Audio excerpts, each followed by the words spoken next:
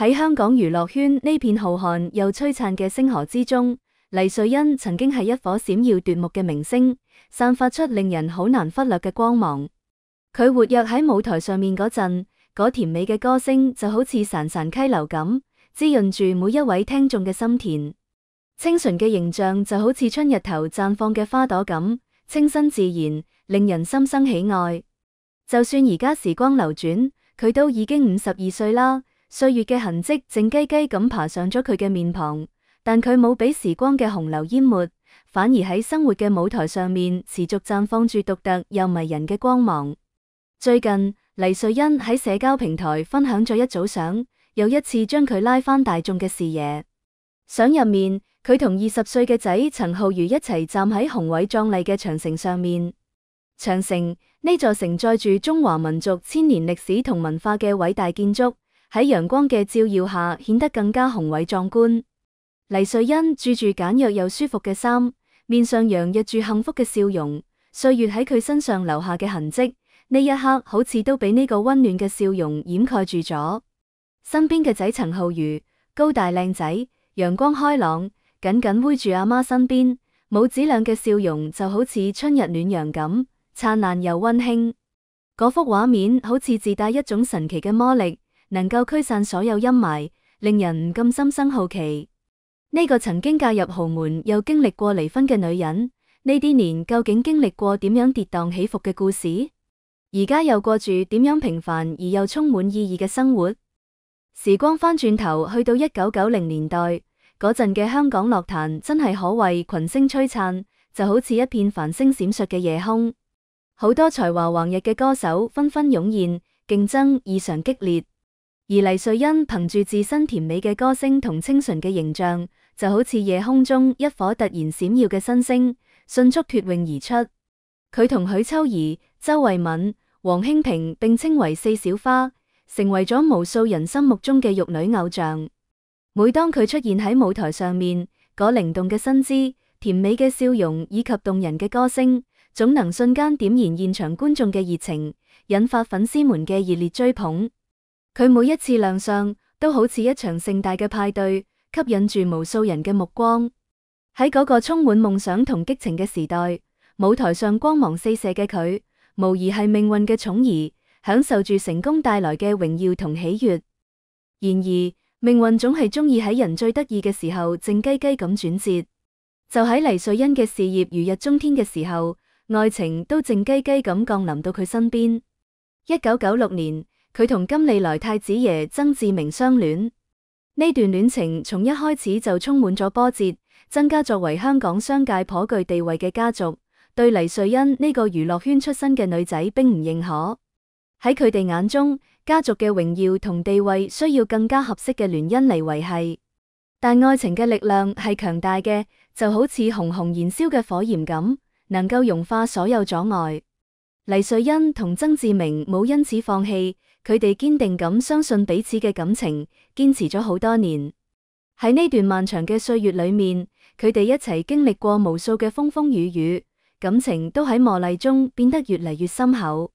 終於喺2002年，佢哋手拖手步入咗婚姻嘅殿堂。呢樁婚事喺嗰陣被視為嫁入豪門嘅典範，好多人都好羨慕黎瑞恩能夠從此過上闊太太嘅生活。婚後，黎瑞恩毅然決然咁退出娛樂圈，全身心投入去家庭入面。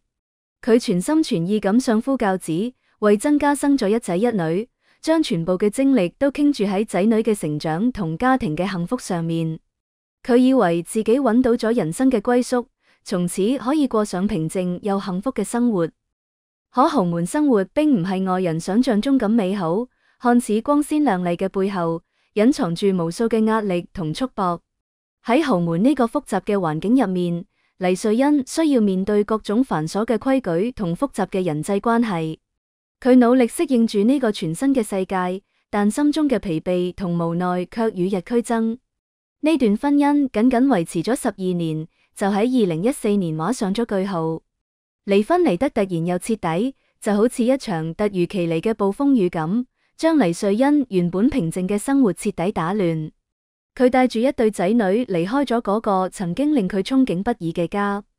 嗰陣，女都只有10歲，仔都不過8歲，一個女人獨自撫養2個咁細嘅仔女，其中嘅艱辛可想而知。佢唔單止要承擔起照顧仔女生活起居嘅重任，仲要面對外界嘅種種議論同壓力。每一個夜晚，當仔女入睡之後，佢獨自坐喺窗前，望住窗外嘅夜景，心中滿係迷茫同無助。離婚之後嘅日子，對黎瑞恩嚟講就好似一場漫長嘅噩夢。佢唔單止要承受心理上面嘅巨大落差，從豪門闊太一下子變成獨自撫養仔女嘅單親媽媽，呢種身份嘅轉變令佢一時好難接受，身體都亮起咗紅燈。佢患上咗憂鬱症，精神狀態好差，常常陷入無盡嘅痛苦同迷茫之中，對未來失去咗信心同希望。同時，胰臟仲查出有腫瘤，呢無疑係雪上加霜。喺嗰啲艱難嘅日子入面，佢既要強打精神照顧仔女嘅生活起居，確保佢哋能夠健康成長，又要獨自面對病痛嘅折磨。每一次去醫院做檢查，每一次忍受病痛嘅煎熬，佢都默默咁承受住，從唔喺仔女面前表現出一絲脆弱。娛樂圈嘅朋友都為佢捏咗一把汗，畢竟從巔峰跌落谷底，呢種巨大嘅心理落差唔係每個人都能承受得住嘅。大家都擔心佢會因此一蹶不振，失去對生活嘅信心。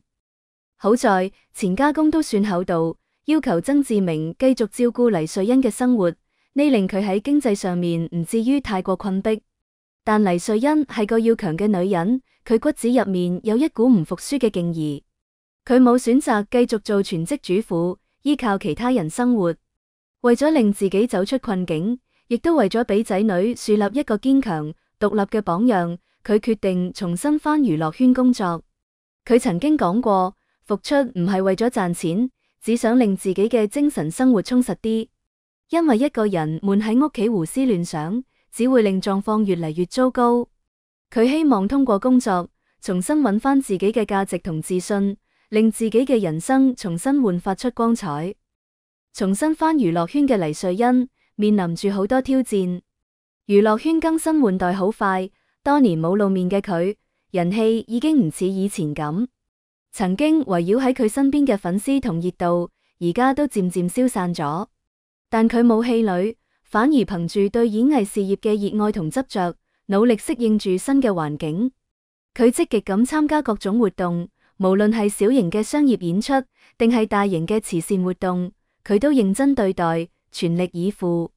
佢嘗試唔同類型嘅表演，不斷挑戰自己嘅極限。喺呢個過程入面，佢遇到好多困難同挫折，但佢始終冇放棄。佢用自己嘅努力重新贏得觀眾嘅認可。每一次站喺舞台上面，佢都好似返到曾經嗰個輝煌嘅時代，眼中閃爍住自信嘅光芒。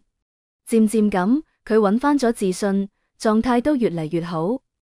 而喺經歷過婚姻嘅挫折同病痛嘅折磨之後，黎瑞恩嘅心態都發生咗好大嘅變化。佢開始學會體淡一切，對嗰啲帶來負能量嘅人同事選擇遠離。佢更加願意同令自己舒服、平靜嘅人相處，唔再將時間浪費喺無謂嘅紛爭上面。佢常常喺社交平台分享自己嘅感悟，有時係一段旅途中嘅美麗風景，嗰壯麗嘅山川、清澈嘅湖水，好似都能夠令佢忘卻所有煩惱。有時係幾句發人心醒嘅人生哲理，字裏行間透露出佢對生活嘅深刻理解同豁達態度。從呢啲文字入面，我哋能夠真切咁感受到佢已經走出咗離婚同生病嘅陰影，重新揾返咗生活嘅節奏。佢學會咗珍惜生活中嘅每一個美好瞬間，用心去感受生活嘅溫暖同幸福。而家黎瑞恩嘅2個仔女都已經長大成人。仔曾浩如20歲，正喺上大學，身高1.8米，體型壯實，面型輪廓同父親曾志明好相似。雖然身材有啲肥，但渾身散發住年輕人嘅朝氣。佢陽光開朗，積極向上，對生活充滿住熱情。平時住教嘅佢，放假就喜歡陪阿媽到處走。黎瑞恩話仔好保護佢，出門旅遊嗰陣總是照顧得無微不至。無論係幫手提行李，定係關心阿媽嘅飲食起居，佢都做得十分貼心。母子倆感情特別好，一齊逛街，一齊吃飯，一齊聊天，享受住彼此嘅陪伴。女今年22歲，喺澳洲留學，只有寒暑假先返香港。黎瑞恩話女長得似佢，顏值好高。女聰明獨立，喺異國他鄉努力學習，追求自己嘅夢想。睇住仔女都健康快樂咁成長，黎瑞恩感到無比欣慰。佢覺得呢啲年嘅辛苦付出都值咗。佢知道仔女嘅成長係自己最大嘅驕傲，亦都係自己未來生活嘅動力源泉。仔女成年獨立之後，黎瑞恩有咗更多屬於自己嘅時間。佢可以盡情咁去做自己想做嘅嘢，享受生活嘅美好。佢鍾意旅遊，常常帶住仔四圍玩，感受唔同嘅風土人情。佢哋一齊去過繁華嘅都市，感受嗰度嘅快節奏生活同現代文化嘅魅力，亦都一齊去過寧靜嘅鄉村，體驗嗰度嘅淳樸民風同自然之美。呢次北京之行，佢同仔爬長城，玩得好開心。站喺長城上面，微風拂面，佢同仔拍照留念，嗰發自內心嘅快樂感染咗好多網友。有人話佢而家嘅狀態比當年喺豪門時仲要幸福，因為呢種幸福係真實嘅，係靠自己嘅努力同堅持換嚟嘅。佢唔再依賴其他人嘅給予，反而通過自己嘅雙手創造屬於自己嘅幸福生活。喺感情方面，黎瑞恩都表現得好豁達。喺接受鐘偉冰嘅訪問嗰陣，佢聊到同前夫曾志明嘅關係，佢直言兩人幾乎冇任何聯絡，仲自曝前夫已經組建咗新嘅家庭。佢表示以前因為仔女年紀細，需要見父親，自己唔得唔親自帶去，所以會有啲往來。而家兩個仔女都20幾歲啦，要見父親可以自己安排，唔使自己再出面，兩人之間亦都冇再通電話嘅必要，關係就好似陌生人咁。黎瑞恩認為做唔成夫妻，亦都唔再係朋友，但冇必要成為敵人。時過境遷，往事隨風，既然前夫已經有咗新嘅家庭生活，自己就更加冇理由去打擾同計較。佢曾經投入大量感情去呢段婚姻入面，離婚之後傷心喺所難免，但佢好快就調整好咗心態。畢竟人生短暫，開心都係過，唔開心都係過，何必令自己沉浸喺痛苦之中呢？而家佢生活忙碌，要照顧仔女，兼顧事業，仲有朋友陪伴，對於感情已經睇淡咗，唔考慮再婚，只想以豁達嘅態度享受當下嘅生活。佢珍惜眼前嘅每一刻，用心感受生活嘅美好，唔被過去嘅感情所束縛，勇敢咁邁向未來。回顧黎瑞恩嘅情感歷程，佢同曾志明嘅愛情從一開始就充滿坎坷。1996年相戀嗰陣嘅佢哋青春年少，對未來充滿住美好嘅憧憬。然而1999年計劃結婚嗰陣，卻因為曾家唔認可而擱置。呢就好似喺佢哋熾熱嘅愛情上面澆咗一盆冷水，令佢哋嘅心情瞬間跌入谷底。但佢哋冇放棄，依然堅守住彼此嘅感情，直到2002年先正式步入婚姻嘅殿堂。婚後佢為家庭付出一切，放棄咗自己嘅事業，全心全意咁照顧家庭。然而佢未能收穫長久嘅幸福。2016年佢突然自曝離婚，令外界一片愕然。對於離婚原因，多年來佢始終宣稱係同前夫性格唔合，前夫忙於工作，冇時間照顧家庭，夫妻溝通困難，而且佢對前夫存在極大嘅不信任感，最終挽救無效，只能夠選擇離婚。離婚嗰陣，黎瑞恩帶住兩個仔女，雖然可能得到前夫家給予嘅撫養費，但撫養仔女絕非僅靠金錢就能夠解決嘅。多年來，佢投入咗大量嘅精力同心血，用心陪伴仔女成長。復出工作之後，繁忙嘅工作唔單止令佢嘅生活變得充實，亦都喺一定程度上撫平咗離婚之後嘅傷痛。佢喺工作入面揾翻咗自己嘅價值同樂趣，重新揾翻咗生活嘅信心。從豪門少奶奶到單親媽媽，從憂鬱症患者到而家豁達釋然，黎瑞恩用咗10年時間完成咗人生嘅蛻變。呢10年，係佢不斷成長、不斷成熟嘅10年，亦都係佢經歷風雨、見彩虹嘅10年。佢嘅人生就好似一部精彩嘅電影，有高潮，有低谷，有歡笑，亦有眼淚。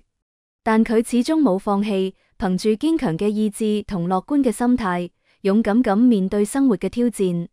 無論遇到幾大嘅困難，佢都咬緊牙關，堅持落去。佢用自己嘅行動詮釋咗咩叫堅強，咩叫樂觀。而家睇住黎瑞恩同仔嘅合照，嗰種幸福感溢於言表。佢用自己嘅經歷話我哋知，人生總有起伏跌宕，關鍵係要學會調整心態。無論經歷過咩，只要保持積極向上嘅態度，最終都能夠揾返屬於自己嘅平靜同快樂。佢活得通透自在，懂得珍惜眼前人，享受當下嘅每一刻。佢唔再為過去嘅遺憾而糾結，亦都唔再為未來嘅唔確定而擔憂，反而用心感受生活中嘅每一個美好瞬間。呢種生活狀態令人羨慕，亦都為好多人樹立咗榜樣。願黎瑞恩喺未來嘅日子入面，繼續保持呢份樂觀同豁達，同仔女一齊創造更多美好嘅回憶，書寫屬於自己嘅精彩人生篇章。相信喺未來嘅道路上面，佢會帶住呢份堅強同樂觀，繼續前行，迎接更加美好嘅生活。最後，多謝你花時間睇呢篇內容，唔好忘記點擊屏幕下面嘅點讚支持下我哋。喺評論區留下你嘅想法、問題或者建議，我哋每一條都會認真回復。順便點擊紅色訂閱按鈕，並開啟小鈴鐺，唔好錯過每一期更新。你每一次嘅互動都係我哋前進嘅動力。下期見。